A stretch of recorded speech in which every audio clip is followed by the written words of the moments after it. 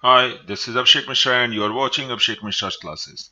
Don't forget to subscribe my channel and press the bell icon so you get notifications as soon as new video is uploaded. And also thank you very much for subscribing my channel. Jai Hind. Now, today we are going to start with class 9th history chapter 2 Socialism in Europe and Russian Revolution. Now, in this particular chapter we are going to discuss about a particular revolution that changed the whole scenario of not only Europe but of the world. Even how the laborers were taken seriously or not, how the farmers were seen, everything changed with this particular revolution.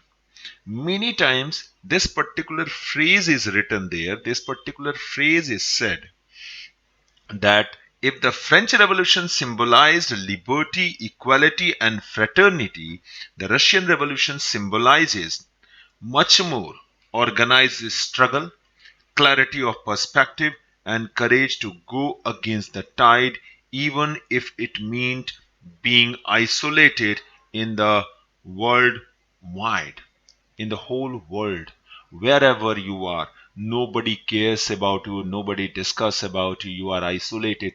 Even after that, this particular revolution changed the scenario of each and everyone for the next 90 years. Now, the major question is, how did this happen? If we go and discuss about that, how did this happen? Now, there we can see that the age of social changes were there in Russia.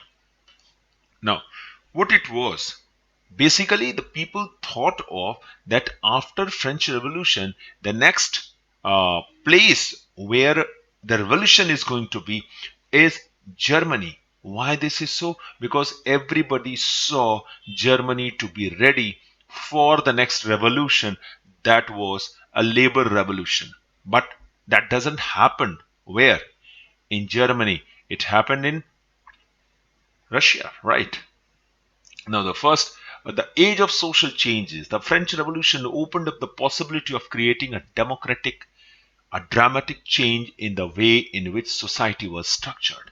Not everyone in Europe, however, wanted a complete transformation.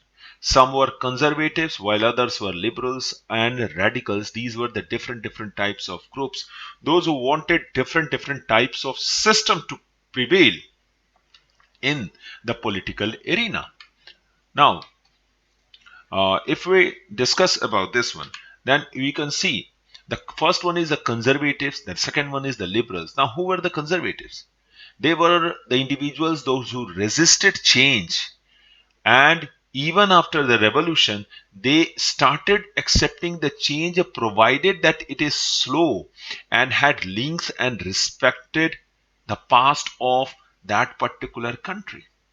यानी conservatives वो थे जो कि particularly वो change चाहते ही नहीं थे, जैसा सारा सिस्टम चल रहा है, let it be as it should have it should sorry it was to be continued even till date. लेकिन अगर रेवोल्यूशन हो गया, समथिंग एट चेंज, तो भी जो आया वह अपने पास्ट का रिस्पेक्ट करे और उस लिंक को, उस सिस्टम को चलाता रहे. आप इसका बहुत बढ़िया एग्जाम्पल देख सकते हैं. 1789 में फ्रेंच रेवोल्यूशन हुआ, उसके बावजूद लुइस 16 को मारा नहीं गया. Till it was Robespierre who conspire against him and who ultimately, finally, the revolution was there and he was guillotined. That's totally a different thing. But then also, the conservatives never wanted to change immediately. They resisted change. The second ones are liberals. They wanted a nation which tolerated all religion. Everything should be tolerated. There should not be any type of intolerance against other religions. They argued for an elected parliamentary government subject to laws interpreted by well-trained judiciary that was independent of rulers and officials. Liberals drastic change नहीं चाहते थे, ये Democrats नहीं थे, लेकिन ये चाहते थे कि यहां पर पावर जो बदले वो धीरे धीरे आराम से बदलता जाए, लेकिन वह जो चेंज है वो पार्लियामेंट्री गवर्नमेंट का हो. सब जो लॉ है, जो लॉ ऑफ लैंड है, that must be equal for each and everyone. ऐसा भी नहीं था कि judiciary under the control of ruler या इस तरह को, the judiciary must be independent of each and everything. That what they demanded there. No, not only that, it was also said. The third one is that who were the radicals? The radicals were the individuals who wanted a nation in which government was based on the majority of the country's population, and they disliked concentration of property in hands of few, not the existence of private property. ऐसा नहीं था कि radicals ये नहीं चाहते थे कि private property ना हो. वो चाहते थे प्राइवेट प्रॉपर्टी हो, दे वर नॉट अगेंस्ट इट. लेकिन सारा का सारा प्राइवेट प्रॉपर्टी कंसेंट्रेटेड टू 2% और 1% of the population, that they never liked. That what the basic concept was. The next one is industrial society and social change. Now, here, when we talk about this, was the time of economic and social change. Why this is so, we are going to understand that. Men, women, children were pushed into factories for low wages. Most of the factory owners were often liberals and radicals, and they felt that workers' effort must be encouraged. Now, here what the basic change is there. कि आप देखो यहाँ factories के बारे में भी बात हो रही, तो हम इस तरह देखें तो हम ये कह सकते हैं कि यूरोप में जो मेजर एक्शन लेने का समय आ गया था, जहां रेवोल्यूशन होने का चांसेस था, फ्रांस के बाद वो बहुत ज्यादा industrialised area, industrialised country Germany थी. Then why not Germany, why Russia? Why did Russia, not Germany, stage the first socialist revolution, contrary to the expectations of everyone in Europe? How could the working class of this backward country, that means Russia, with a half-baked capitalism, even the capitalism not flourished in this country, in Russia, have the courage to overthrow the czarist autocracy and move with almost a lightning speed from a semi-feudal political and social order into a socialist system, bypassing the capitalist phase almost completely. It is always supposed that it is again and again said there कि सबसे पहले capitalism आती है, जब मतलब कि जो feudal economy है पहले वो होती है, फिर कैपिटलिज्म आएगा और फिर हम सोशलिज्म और फिर लेजर की ओर जाएंगे. It means it's a step by step. But Russian revolution totally changed the capitalist system. They just wiped out the capitalist system from Russia and they moved towards the socialist system of economy. Not only that, if we go through, the basic answer lies about the this particular question, that why not Germany, why Russia, is in peculiarity of Russia. Russia was having certain amount of peculiarities that was not where, that was not in Germany. Suppose it had a weak bourgeoisie and industrial development that had taken place in Russia from 1880s and was entirely at the initiative of Tsar and financed by the foreign capital.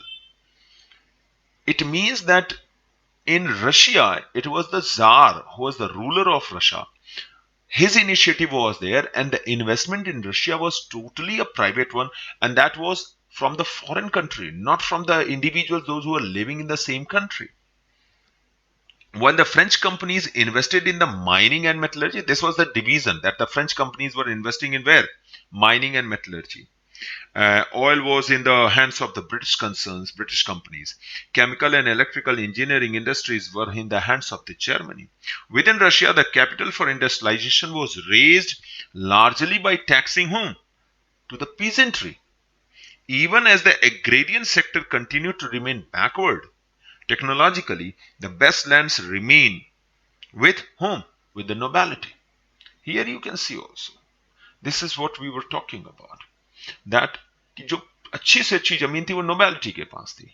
जो Russia में industrialisation होने का process था, उसके लिए भी jar ने पूरी तरह से टैक्सेशन किसके ऊपर रखा? पीजेंट्स के ऊपर रखा.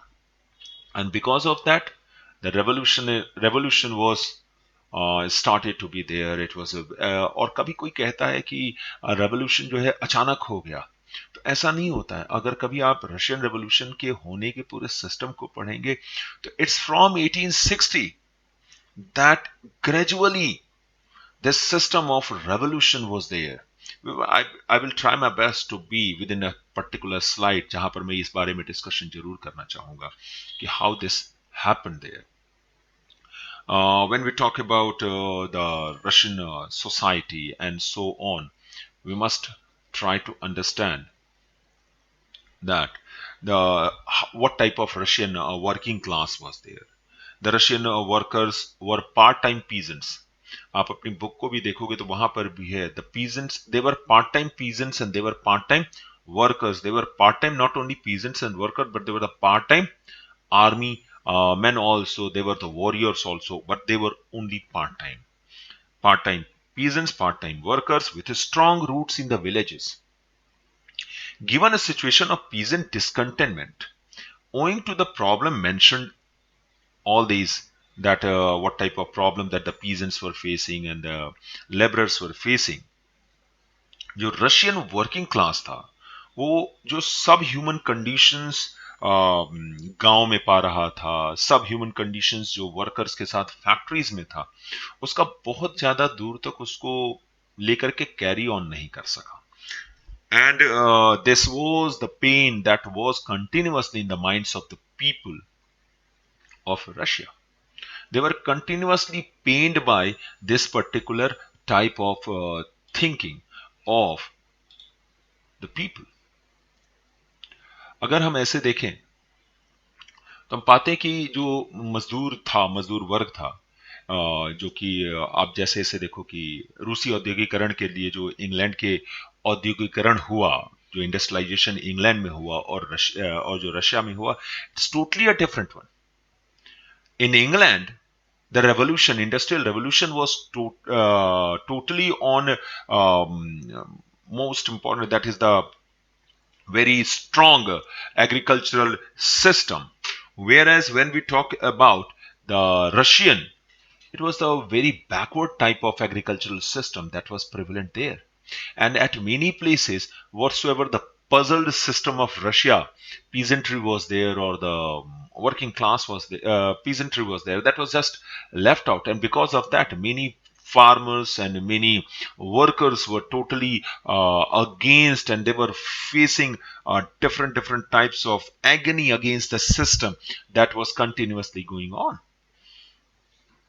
अगर आप कभी रशिया को देखें तो वहां पर सबसे ज्यादा जो है मजदूर वर्ग जो है उनमें कपड़ा मिलों में थे, और जो मेटलर्जी में और रेलवे में थे वो भी काफी हद तक थे. ऐसा माना जाता है कि 1900 के आसपास में रूस में जो है लगभग 30 लाख के आसपास जो है इंडस्ट्रियल फार्मर्स थे, इंडस्ट्रियल वर्कर्स थे. Out of this 30 lakh industrial laborer, in cloth mill it's nearly more than 550 lakh of them. Similarly, 5 lakh of them, they were in the metallurgy, and the railways were 4 lakh, and so on. They were continuously working. But basically, जो मजदूर पैसा कमाते थे, the workers, those who were earning, they were only having that much amount of money कि they can arrange only for 2 times of bread, nothing more than that. And because of that, we continuously see that from 1897, the laborer between the men and the women both continuously increased from 1897 till 1918. Like 1897 mein, as per the census, it was 57.8% of males were there and 28.4% of women were there, those who were educated. And with the time, we also see by the 1918, the same population, the percentage of educated people were, if you talk about the males, it's a 79.2. That means nearly 80% of males were educated, and similarly 45% of the females were educated. And because of that, different schools that were running, and the educational facilities, the road, and all the other things that were there, that were created by the government, or different institutions that were creating all these type of facilities for their employees, helped the mentality to change in between the people. And with the change in mentality, the laborers, or the Russian working class, when they started understanding this, all these benefits that were given there, but then also the working and living conditions that was there was threatened with job insecurity. And because of that, the absorption of all these different types of pamphlets that were continuously thrown out in people, or the books that were written against the jar, were continuously available to the people, because more and more number of people were educated, and it continued there, that more people, if they were educated, they created more problem for the jar. Now here, the coming of socialism to Europe, if we talk about how the socialism came to Europe, then we must try to understand that socialists were against all these type of systems, against this system of private property. They had different vision of the future. They never like what the capitalist type of system that is going on. And similarly, some of them, they believed that it should not be the private property, but it must be the cooperatives that must work in a socialist country.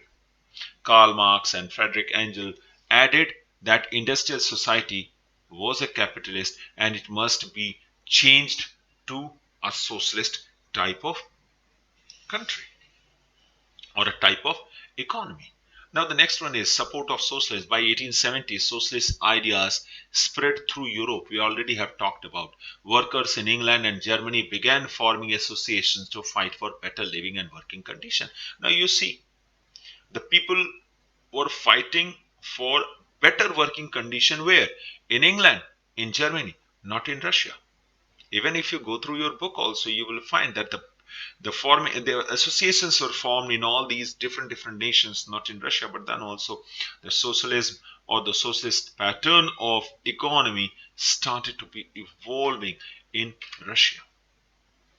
The most important, if you go through the Russian Revolution that started, was during the Nicholas II. He was a Tsar. And if you talk about all these things, that the why it only in Nicholas II, but it's nothing like that कि अचानक जो है Nicholas second के time period में हुआ, ऐसा कुछ नहीं. हमें इसको थोड़ा सा और पीछे अगर हम चल करके देखें, समझने की कोशिश करें कि आखिर अचानक ऐसा कैसे हुआ, तो हम इसको देखें तो हम ये पाते हैं कि रशिया जो है वो मंगोल ट्रेडिशन के सिस्टम में था. And from 1240 till 1490, that means just before the beginning of 1500, Russia was under the control of Mongol ruler. और मंगोल रूलर में जो चंगेज खान और ये सब आते हैं, उनका जो पॉलिटिकल स्ट्रक्चर था वो पूरी तरह से फोर्स्ड एक्सेप्टेंस के साथ था. यानी अगर आपने कुछ भी गलत किया, आपने खान को छोड़ने की कोशिश की, आप उससे अलग होने की कोशिश की, तो it's only one particular thing, that is the death penalty that is going to be given to the people. इसलिए रशियंस एक मेंटेलिटी के साथ तैयार हो गए कि yes, whosoever is the ruler, we have to obey them in totality. We are not going to move away from that. And similarly, अगर हम ऐसे देखें तो ज़ारिस्ट अरिस्टोक्रेसी जो है, was a reign of Peter the Great, that is known as 1682 to from 1725 till that. And he was the great modernizer. He tried to modernize Russia, and because of him, the function of government was primarily conceived as a negative one, to defend that from the external enemies and safeguard the domestic law and order. This picture changed radically when Peter gave a positive role to the government. He began with the rapid modernization of military and naval establishment. He entailed the setting up of factories, mines, collieries, lending to modernization of the economy and fiscal reform. And because of all these different types of system that was continuously evolving from 1628 or even 1700, that by 1914 the Russia was partly revolutionized, but not in totality. इतना ही नहीं है, in 1825, just after Peter Great के हटने के समय, उसको भी कई बार लोगों ने कोशिश की थी गोली मार देने की, हत्या करने की, और अंततः वो मारा भी गया. In 1825, एक रेवोल्यूशन करने की कोशिश की गई थी in the month of December, and that's why in Russian revolution this is known as डिसम्बरिस्ट।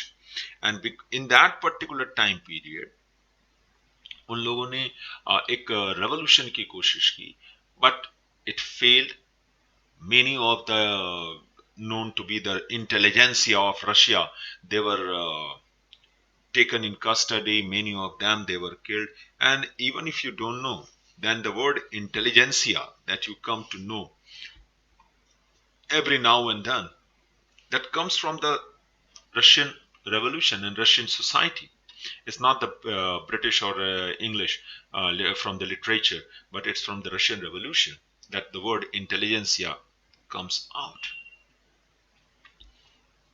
The next one is economy and Soviet during Russian Empire. Now, about 85% of the Russian Empire's population earned their living from agriculture. The industry was limited in number. The industries were we already have talked about. It's only the St. Petersburg and Moscow where the industries were there. Workers were divided into groups, but they did unite to strike work when they were dissatisfied. और हम इसको जो है 1905 के और 1917 के revolution के time period में देखेंगे भी, जब वो स्ट्राइक करने के लिए यूनाइट हुए और जिसके कारण जो है बहुत बड़ा चेंज ओवर हुआ। Peasants had no respect for nobility like in France. In France they were having total respect for the nobility, and during the French Revolution we have seen कि उन्होंने बहुत सारी चीजें जो लूटी थी नोबल्स से, फ्रेंच नोबल्स से, उसको वापस भी किया। तो ये बात अलग है कि गोलीबारी भी होती रही, क्योंकि during that particular that revolution time period बहुत सारे chaos होता रहता है। But then also in the France, also in Germany, also the peasants were having certain amount of respect for the nobility, but in Russia nothing like that was there. Russian peasants were the only peasant community which pooled their land and their commune divided it. What this particular system is, like different individuals, they are having a certain piece of land, तो उस piece of land को जो है गांव वाले आपस में मर्ज करते थे, और फिर जिसके परिवार में जितने ज्यादा लोग हैं उसके अनुसार से उस पूरे के पूरे लैंड को फिर से डिवाइड किया जाता था, ताकि किसी को किसी भी तरह की कोई दिक्कत न हो, जिसकी जितनी जरूरत है उस जरूरत के अनुसार से चीजों को पूरा किया जा सके। Now, socialism in Russia. All political parties were illegal in Russia just before 1914. We already have known about. Russia में जब जार को मार दिया गया गोली से, उसके बाद से रशिया में किसी भी तरह की पॉलिटिकल पार्टी, किसी भी तरह के ऑर्गेनाइजेशन को परमिशन नहीं थी रन करने की, and that's why they continuously were there. और 1905 के रेवोल्यूशन के बाद तो रशिया में पूरी तरह से सभी पॉलिटिकल पार्टीज को बैन कर दिया गया। इन 1900 the Russian Socialist Democratic Labour Party was formed. It struggled to give peasants their right over land that belonged to the nobles. As land was divided among peasants periodically, and it was felt that the peasants and not workers would be the main source of the revolution. क्योंकि यहीं से ये पता चल गया, क्योंकि peasants periodically अपनी जमीन का बंटवारा कर सकते थे, और सोशलिज्म में the resources of the country is for the society, not for the individual, इस सोच के साथ था। तो इसका मतलब यह तो क्लियर हो गया कि रशिया में अगर कोई रेवोल्यूशन होगा तो पीजेंट्स ही करेंगे, वर्कर्स तो नहीं करते। Lenin did not agree with this, as he felt that the peasants were not only social group. Lenin इसके लिए तैयार नहीं था, उनका मानना था नहीं नहीं नहीं, there are many other society, there are many other sections of the society जो कि इसमें पार्ट होने चाहिए। और इसी से रशिया में दो पार्ट हो गया। One is known to be the Bolshevik, Russian revolution की अगर हम बात कर रहे हैं तो एक हो गया हमारा Bolshevik party, another one is known to be the Mensheviks. Now Lenin was the leader of Bolshevik party. Now Bolshevik, it means the majority, which is having a larger number of people in their group. Now the next one is 1905. A turbulent time, a revolution was there. Liberals wanted to end the autocracy of the Tsar, और इसलिए जो है 1905 में एक बहुत जबरदस्त revolution करने की कोशिश की गई। इस रेवोल्यूशन के कारण बहुत सारे लोग मारे गए क्योंकि जार ने आर्मी बुला ली, और उसका कारण, उसके नतीजे में बहुत सारे लोगों की मौतें हुई। They work towards the demanding a constitution during the revolution of 1905। जितने भी लिबरल्स थे उन्होंने कॉन्स्टिट्यूशन की डिमांड की, और वो चाहते थे कि जो जार है, he must be a constitutional head, but that never followed. In 1904, prices of essential goods started rising rapidly, और जो रियल वेजेस हैं वो डिक्लाइन हो गए बाय 20%। इसका मतलब है मोर देन 20% से प्राइसेस इंक्रीज कर गई।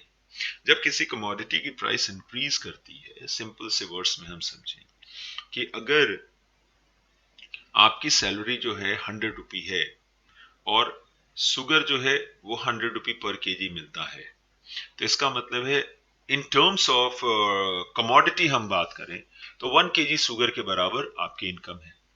अब अगर सुगर का दाम जो है 120 रुपी हो जाता है और आपकी सैलरी 100 रुपी है, तो इसका मतलब आपकी परचेजिंग पावर जो है वो क्या हो गई, 20% घट गई। आपका रियल वेज क्या हुआ, वो 20% इन टर्म्स ऑफ कमोडिटी घट गया। रियल वेजेस का मतलब होता है कि आप, पैसे तो हम खाते नहीं, हम तो पैसे को यूटिलाइज करते हैं किसी कमोडिटी को परचेज करने में। The same thing happened there. The income of the people was and remain as it was, but the prices increased, and because of that the real wages declined. When 4 members of Petrograd Iron Works were dismissed, we already have gone through workers की condition की बात थी कि जब तक वो अलग अलग दिखते थे, लेकिन when they called for strike is wholeheartedly that every individual of their community participated. Over 110,000 workers in St. Petersburg went on strike demanding a reduction in working hour and increase in wages. This procession was attacked by police and Cossacks. Over 100 workers were killed. Strikes took place. As a reaction, people demanded a constant assembly. The Tsar allowed the creation of an elected consultative parliament or Duma, but he dismissed first Duma within 75 days and announced the election of second Duma. फिर उसको भी कुछ दिनों बाद जो है उसने खत्म कर दिया। फिर जार ने जो है थर्ड डूमा बुलाया, और उसमें बहुत ज्यादा कंजर्वेटिव पॉलिटिशियंस को रखा। कंजर्वेटिव पॉलिटिशियंस के बारे में हम ऑलरेडी जानते हैं, जो पुराने सिस्टम को प्रिजर्व करके रखना चाहते थे। They don't wanted to change it within a minute, within a day. और इसके बाद जो है फिर with a time, Russian revolution के इसके बाद लगभग within 8 to 9 years, the First World War started. And the First World War and the Russian Empire की अगर हम बात करें तो we already understand that the people, the peasants were not very happy, and the peasants were half peasant, half worker, and they were half warriors. It means during the First World War, many of the peasants were sent to war front to fight the war with with Germany. In Russia, the First World War was initially very popular, but later the support grew thin. Why this is so? Because the people saw their Tsar winning the war with Germans. But later on, what happened? Many individuals, they were killed in the war, and because of that, more and more the support what it was initially for Tsar, that started eroding. Anti-German sentiments ran high. Russian armies lost badly in Germany and Austria. The war also affected the industry, and labor shortages were there because the same individuals, those who were working there, now they were sent to war front and they were continuously dying. In 1916, the railway lines began to break down because laborers were not there. They were not there to mend it whatsoever the problems are there in the railway network, that nobody was there. The laborers were not there to mend whatsoever the railway tracks were there. The small workshops were closed down because of less number of laborers that was there, and there was shortage of grain and hence also of bread. And where the population was, half of the men were, or more than half of the men were at war front. only the women were there, and because of that, there was continuously a chance of getting more and more revolution, more chances of having a revolution in the country comparison to anything else. The first was, if you talk about the Russian Revolution, we are going to talk first February, then the October Revolution. The February Revolution in Petrograd. In the winter of 1917, Petrograd was grim. There was a food shortage in the quarters of workers. We already know, as the war was continuously going on, the people in Russia was short. The peasants were not in enough number to produce excess amount of food, and because of that, the food shortages were there in workers' quarter. On 22nd February, a lockout took place at a factory. Workers of 50 other factories joined in sympathy. Women also led and participated in this strike. This came to be called as International Women's Day. The government imposed a curfew. On 24th and 25th of which one? Of the February, the government called out the cavalry and police to keep an eye on them. On 25th February, the government suspended the Duma and politicians spoke against this measure. Now you see, farmers were against, laborers were against, women were against, and now the politicians, those who were with Tsar, now they were all, the government suspended the Duma. It means now politicians were also against the Tsar. On 27th February, the police headquarters were ransacked. Cavalry was called out again. Now, an officer was shot at the barracks of a regiment and other regiments mutinied. Voting to join the striking workers gathered to form a Soviet council. This was the Petrograd Soviet. A delegation went to meet the Tsar. Military commander advised him to abdicate. Military commanders ने कहा मत मिलिए. On 2nd March, the Tsar abdicated. The Soviet leaders and Duma leaders formed a provincial government to run the country. Now, this was what not supposed to be by Lenin. Why? क्योंकि जो Soviet leader और Dumas के leaders थे जिन्होंने उस provisional government को बनाया, now even they were not ready to change anything. They wanted that what it was should continue continuously there. Now what happened? What were the effects of it? Restrictions on public meetings and associations were removed by the new provisional government. Soviets were set up everywhere. In individual areas, factory committees were formed which began questioning the way industrialists ran their factories. Soviet committees were formed in the army. The provisional government saw its power declining and Bolsheviks' influence grow. Now, Lenin was a part of it.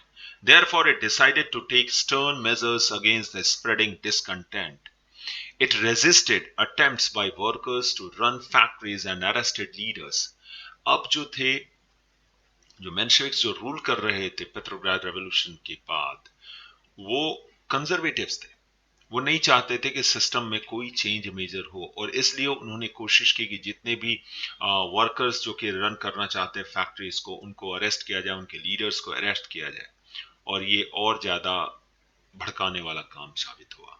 Peasants and socialist revolutionary leaders pressed for a redistribution of land. Land committees were formed and peasants seized land between July and September 1917. Now, the Revolution of October. The events were there. On 16th of October 1917, Lenin persuaded the Petrograd Soviet and Bolshevik Party to agree to a socialist seizure of power. A military revolutionary committee was appointed by the Soviet to organize the seizure. Now, this is what the organized way of capturing power in a particular country was. You see, uprising began on 24th October. On 16th October, Lenin persuaded the Soviets, that is the Petrograd Soviet and Bolshevik, for control of power. Military revolutionary committee was appointed for this control of power. Uprising started on 24th October. Prime Minister of Provisional Government, Kerensky, left the city to summon troops. Pro-government troops were sent to take over telephone and telegraph offices and protect the Winter Palace, the palace where earlier Tsar and now the provisional government was living. In response, military revolutionary committee ordered to seize the government offices and arrest the ministers. The Aurora ship shelled the Winter Palace. Other ships took over strategic points. By night, the city had been taken over and ministers had surrendered. You see, जो military revolutionary committee थी उसने क्या किया, यहाँ जो prime minister है वो गए ट्रुप्स को बुलाने के लिए, क्योंकि टेलीफोन और टेलीग्राफ लाइंस जो है उसको पहले ही जो है बोल्शेविक जो रिवोल्यूशनरीज थे, लेनिन के लोग थे, उन्होंने कंट्रोल कर लिया था। तो वो बाहर निकला और इस बीच जो शिप थी, जो नेवी की शिप थी, वो नदी के रास्ते आई और उसने विंटर पैलेस को बम्बार्डमेंट से उड़ाना शुरू कर दिया। एंड अल्टीमेटली बहुत सारे अदर शिप्स भी थे, वो स्ट्रेटेजिक पॉइंट्स पर कंट्रोल कर लिए। And because of that, by the next morning, whole of ministry, the provisional government's ministry, they surrendered, and all Russian Congress of Soviet in Petrograd approved the Bolshevik action. By December, the Bolsheviks now were controlling Moscow and Petrograd area. Revolution of October 1917, what its effects were there? Most industry and banks were nationalized in November 1917. The land was declared social property and peasants were allowed to seize the land of the nobility. Use of old titles were banned. New uniforms were designed for the army and officials. Russia became one-party state. Trade unions were kept under party control. Which party? Yes, the party of Bolsheviks. The Bolsheviks were now controlling a whole system.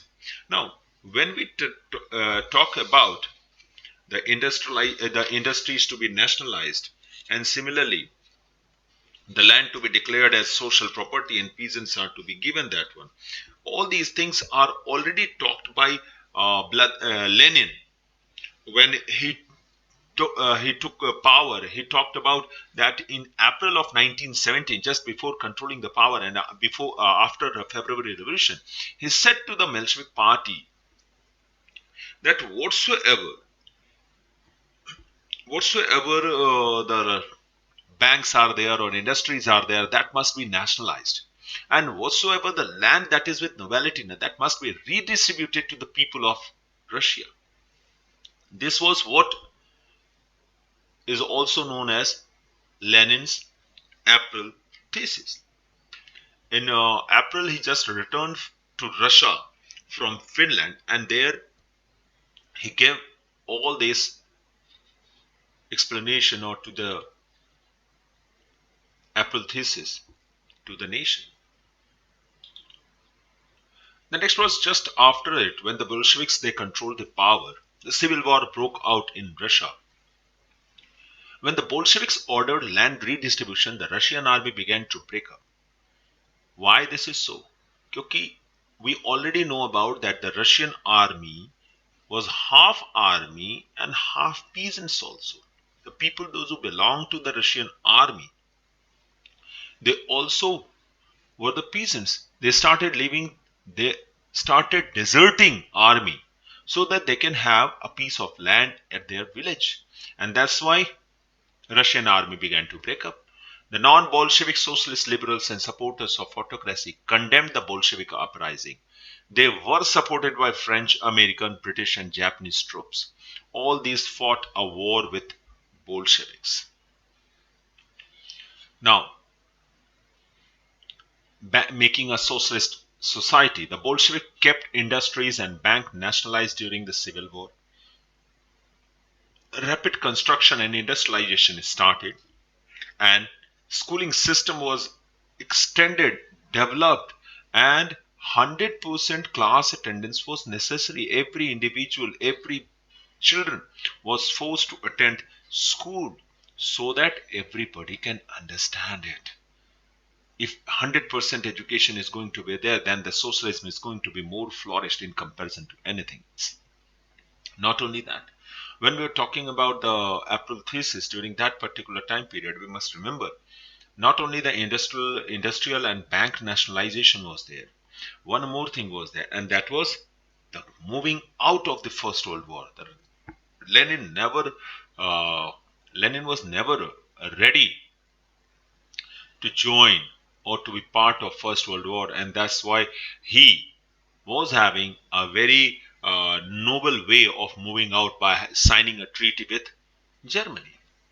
Now, after Lenin, Stalin controlled the power in Russia. And Stalin believed that rich peasants and traders stocked supplies to create shortage of grain so that they can have more profit. Hence, collectivization was the need of the hour, and he forced every farmer for collectivization. It means collective farming. And if collective farming is not done by the people, the farmers who resisted, they were punished, they were deported, they were exiled, and many of them they were killed also. Now, what happened? What were the global influence of the Russian Revolution? If you talk about, in many countries, communist parties were formed. By the time of the outbreak of the Second World War, the Russia had given socialism a global face and world stature. That means now everybody was thinking of that in their country also this type of revolution should be there, where the power of ruling the government must be in the hands of the peasants and in the hands of factory workers. By the end of 20th century, the international reputation of Russia as a socialist country had declined, and by 1991, the country known to be Union of Soviet Socialist Republic just vanished, and now a old regime or old Russia and other many other 13 new nations were born. Now this is a chart of Russian Revolution. You can go through this and be able to understand how the Russian Revolution took and what were the major things that helped Russia to have a Russian Revolution. Thank you all of you for watching my video, and if you haven't subscribed my channel, then please do it and press the bell icon to get notifications. Once again, thanks. Jai Hind. Namaskar.